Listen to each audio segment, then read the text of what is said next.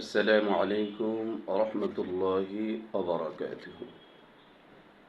সম্মানিত ভিউয়ার্স, আজ আমি কথা বলবো যে সকল মানুষেরা অন্য মানুষকে আল্লাহর প্রতি আহ্বান করে, কোরআনের প্রতি, ইসলামের প্রতি, হেদায়েতের পথে মানুষকে ডাকে, আহ্বান করে, তাদের কি মর্যাদা, সে বিষয়ে কোরআনুল কারিমে কি আছে।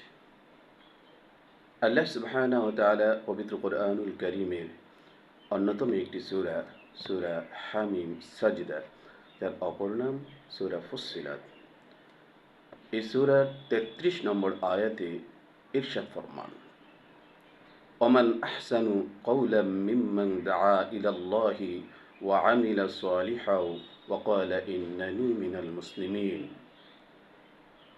ওই সকল মানুষ থেকে উত্তম মানুষ আর কে হতে পারে যে মানুষকে আল্লাহর পথে আহ্বান করে এবং নিজেও নেক আমল করে, ভালো কাজ করে, এবং সে বলে নিশ্চয়ই আমি মুসলমান তথা আত্মসমর্পণকারী বান্দাদের অন্তর্ভুক্ত।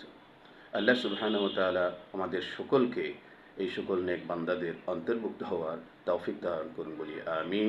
আসসালামু আলাইকুম ওয়া রাহমাতুল্লাহি ওয়া বারাকাতুহু।